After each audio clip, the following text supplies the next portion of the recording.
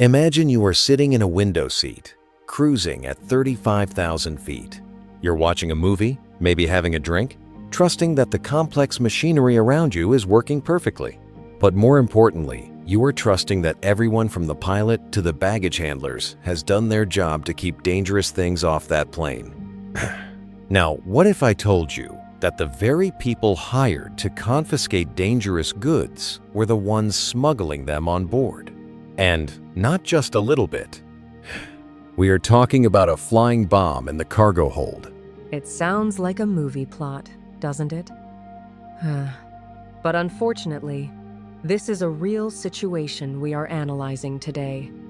It's a case that exposes a terrifying gap in aviation safety. We are looking at an incident from December 2025 involving a flight from Tokyo, where the guardians of safety became the biggest risk to the aircraft. And we aren't talking about someone forgetting a lighter in their pocket. This report details a massive systemic breach. So, let's strip this down. What exactly happened on that flight from Tokyo? Okay, so here is the scenario. It is the 23rd of December, 2025. You have 4 licensed security officers. Let's emphasize that title. Licensed security officers returning from official duty escorting deportees. They are flying on a commercial airline. Now, usually, these officers are the ones enforcing the rules. But on this trip, they checked in 4 bags containing 54 bottles of high-concentration alcohol. Wait, pause. 54 bottles? 54. That's not, I bought a couple of gifts for the family. That is a mobile liquor store. Exactly. And this isn't wine or beer. We are talking about 50% alcohol by volume. In aviation terms, that is a Class 3 flammable liquid. They effectively loaded 54 liters of highly flammable fuel into the cargo hold of a passenger jet. That is terrifying. I mean, we all know the rules. You get, what, maybe 5 liters maximum per person if it's properly packed? Right. The international limit is usually 5 liters per person for alcoholic beverages in that range. These officers exceeded that limit by more than 10 times. But the quantity isn't even the scariest part. It's the intent and the method. These goods were undeclared. They didn't tell the airline. They didn't label it. They just threw dozens of glass bottles of flammable liquid into bags and put them on a plane. I'm trying to visualize this. You have glass bottles, likely clinking together in a bag, inside a cargo hold that goes through pressure changes, temperature shifts, and turbulence. If one bottle breaks, you have fumes. If a spark happens, it's catastrophic. That is why the regulations exist. It isn't about tax evasion, it's about physics. If that liquid leaks and ignites, the fire suppression systems in a cargo hold might not be able to handle an accelerant of that magnitude. You are looking at a potential mid-air disaster. And remember, the people who did this? They are trained to know exactly why this is dangerous. That is what makes this a criminal act, not just a mistake. That leads us to the legal side of things. The report mentions the 1971 Montreal Convention. I think most people hear convention and think of boring treaties, but this seems to be the heavy artillery of aviation law. Why is this specific convention being cited? That is a great question. The Montreal Convention of 1971 was designed specifically to suppress unlawful acts against the safety of civil aviation. It was written during an era of hijackings, but it covers more than just terrorists taking over a cockpit. Article 1 is very clear. It says that any person commits an offense if they unlawfully and intentionally place a substance on an aircraft that is likely to destroy it or endanger its safety. So, by hiding 54 liters of flammable liquid, they essentially triggered an international anti-terrorism law? Precisely. This elevates the issue from smuggling to endangering an aircraft. It puts the act in the same legal universe as sabotage. Sri Lanka is a signatory to this convention, which means this isn't just an internal HR issue for the airline or the security firm. This is a matter of international criminal law. But here is where the story gets darker. If this was just 4 rogue guys being greedy, you'd expect them to be fired, arrested, and that's the end of it. But reading through this report, it feels like the 54 bottles are just the tip of the iceberg. Oh, absolutely. The bottles are just the physical evidence. The real story here is the cover-up. So, the whistleblower filed a report in early January 2026. The authorities launched an inquiry. They suspended 3 of the officers, but there were 4 officers involved. Let me guess, the 4th one had a really good lawyer? Worse. The 4th officer is still active. He hasn't been suspended. And the intelligence suggests he is being protected because he knows too much. The phrase used in the report is that he can expose the truth. That sounds like something out of a mafia movie. Don't touch him, or he talks. It implies that this wasn't a one-time trip. You don't smuggle 54 bottles on a whim. That requires logistics. It implies a commercial operation. The report suggests this has been happening on a big scale. And when the other 3 were suspended, they were reportedly told to just wait until the complained party forgets, and they would be slowly brought back in. Wait until they forget. That is chilling. It suggests that the system relies on our short attention spans. They aren't afraid of the law. They are just afraid of the current heat. Exactly. And it points to complicity at the top. The head of security allegedly knew about this abuse and stayed silent. If the person in charge of security is ignoring a massive safety breach, then the security system itself is broken. It's not a shield anymore. It's a screen to hide the corruption. I want to go back to the 4th man for a second. If he is still working, still walking around the airport with a badge, doesn't that compromise the investigation? 100%. It creates a massive conflict of interest. He has access to evidence, he has access to witnesses, and his mere presence sends a message to everyone else. We are untouchable. It intimidates anyone else who might want to speak up. It's a classic tactic to silence dissent. You keep one guy inside to monitor the situation while the others lay low. And what about the airline staff? You can't just walk up to a check-in counter with 54 liters of liquid and not raise an eyebrow. The weight alone must have been huge. That is another layer of failure. The report notes that the airline staff failed to screen these bags properly. They placed all 4 bags into a single container with crew baggage. That concentration of risk is baffling.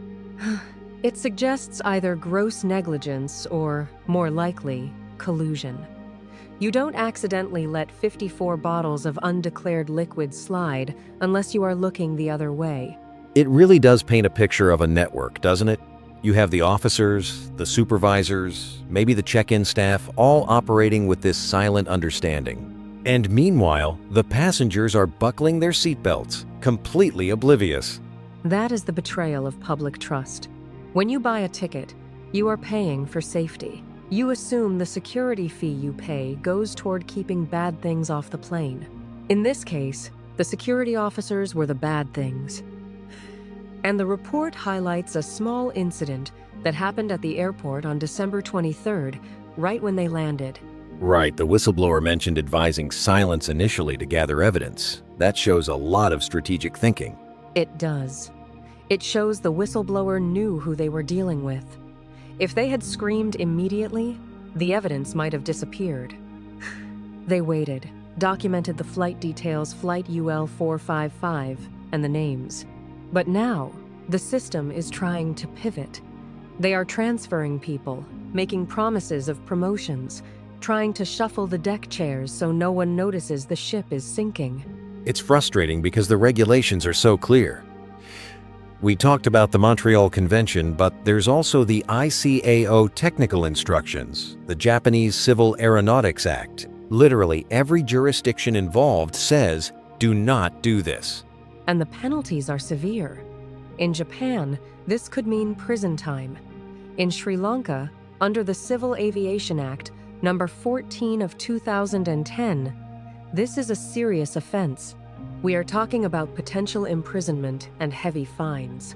But laws are only as good as the people enforcing them. If the enforcers are the criminals, the law becomes just paper. So, what needs to happen now? The whistleblower has laid it all out. They have the flight number, the dates, the volume of alcohol. They have identified the officers. The path forward is clear, legally speaking. First, immediate suspension of that fourth officer. You cannot investigate a crime while the suspect is still holding the keys to the building. Second, an independent investigation into the head of security. You need to cut off the head of the snake, or at least find out if the head is venomous. And probably a system-wide audit, right? Absolutely. You need to audit every security team returning from foreign assignments. If this group did it, how many others are doing it? Is this a standard perk of the job? Join the security team? Become a bootlegger? That culture has to be rooted out. And finally, the Attorney General needs to get involved. This isn't an HR dispute. This is a criminal case under the Montreal Convention. It needs to be prosecuted in a court of law, not settled in a back office. It makes you wonder about the psychology of it. These officers, they look at passengers every day, confiscating water bottles that are over 100 milliliters. And yet, they felt entitled to smuggle 50 liters of flammable spirits. It's the arrogance of power. Rules for thee, but not for me. It's a dangerous mindset in any profession, but in aviation, it's lethal.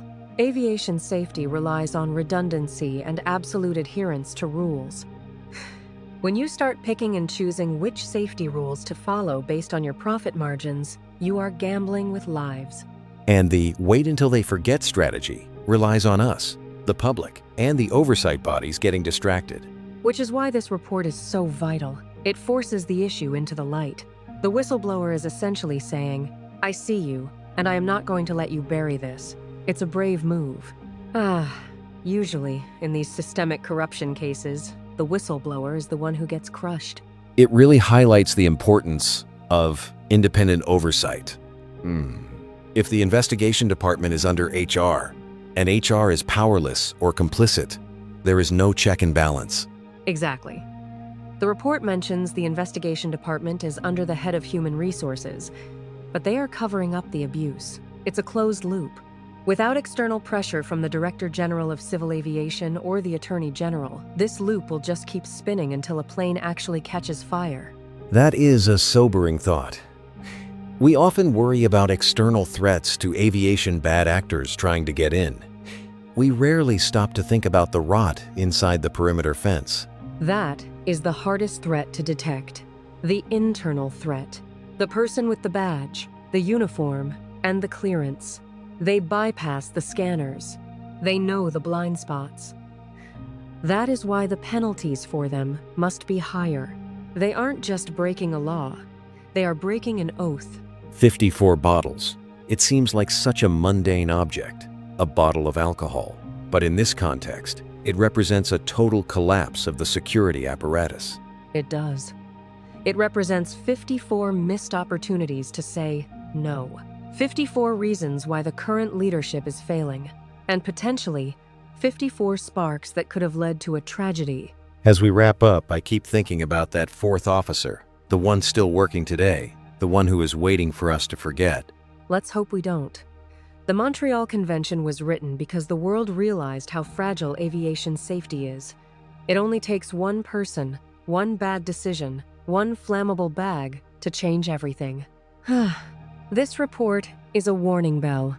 If the authorities ignore it, if they let the wait-and-see strategy win, they are complicit in whatever happens next. It's a stark reminder that safety isn't a guarantee. It's a constant battle against complacency and corruption. And in this case, the call is coming from inside the house. Absolutely. The question now is, will the Director General answer that call? Or will they let it ring until the line goes dead? That is the question. And for everyone listening, next time you see a security officer at the airport, remember, trust is good, but accountability is everything. Thanks for listening to this deep dive into the hidden dangers of the tarmac. Stay safe and stay vigilant. This is a true story, and will take action accordingly. Who the chairman and CEO is not my priority. I will get them punished. Stay tuned, and will bring more information. The next video will carry more precise information.